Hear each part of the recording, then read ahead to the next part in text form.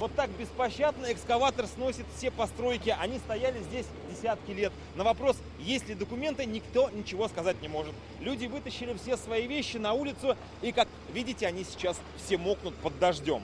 Шум трактора разбудил жителей в 7 утра. С этого момента они наблюдали, как тяжелая техника разносит в щепки их имущество. Под ковшом сараи, гаражи, самодельные постройки с вещами.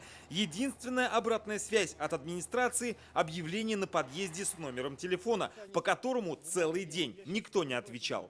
Сейчас и никто нам не отвечает. Номеру, и никто не отвечает. И нам сегодня тоже никто не отвечал. Тоже так же звонили, нам никто не отвечает. В соседнем тракторе сидят сотрудники компании, которая отвечает за снос. По словам жителей, поговорить с ними не удается, на контакт не идут. Нам же рассказали, все по закону, но документов с собой нет. А если мы поедем в администрацию, там документы увидим? То есть как бы вы здесь не беспределом занимаетесь, да? Просто вам сказали... Ну, конечно, что можете, наверное, представить. Например, захотела я здесь что-то поломать, я же не могу просто так встать и это ломать. Да. Правильно? То есть как бы вам сказали, вот документы показали, вы сюда приехали, как бы, ну и по этим документам сносите, да? Эти сараи нам нужны, нам некуда вещи складывать. Вы понимаете, вы смотрите, все это сейчас лежит, все подъезды забиты у нас вещами. Это все вещи в огородах находятся, на снегу, в грязи валяются. Просто мы можем показать, куда нас все скинули. Мы просим власти, чтобы они обратили на это внимание. Марат Саликов рядом с домом облагоустроил гараж и сделал мастерскую. Сейчас она выглядит вот так. Это сейчас будет все сноситься? Это будет сейчас все сноситься, это все капитальное строение. Нет, вот это сейчас, вот это все инструменты, вот все, это все. Все это мне надо сейчас убрать. А здесь уже этот проводка, вот это все. Да, все, ну как бы все четко сделано. На вопрос жителей, что будет на месте сноса и законный ли он, обращаемся в местную администрацию. Как раз на месте глава исполкома Высокогорского района. В связи с тем, что они аварийные, ветхие, они уже лежат и они несли угрозу для жизни и здоровья именно граждан.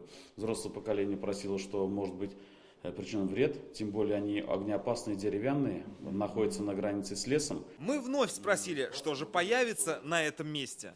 Если там будет благоустройство для данных жителей, тропинки, тротуары, еще что-то на будущие года по мере финансирования, я думаю, будет красивее.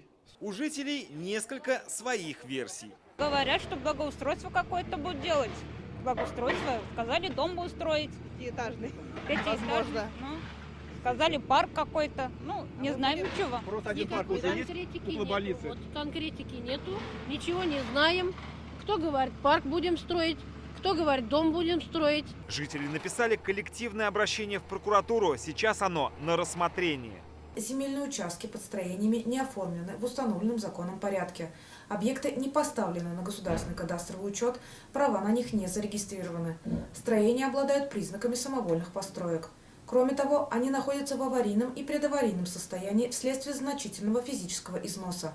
Их сохранение создает реальную угрозу жизни и здоровью неопределенного круга лиц, включая возможность обрушения несущих конструкций, возникновения пожаров, травмирования граждан. По словам администрации, вопрос о сносе самостроев поднимался еще в прошлом году, причем его подняли сами жители. Чиновники утверждают, уведомления о сносе были и не раз. Ильшат Незамединов, Данил Филатов, ТНВ, Высокогорский район.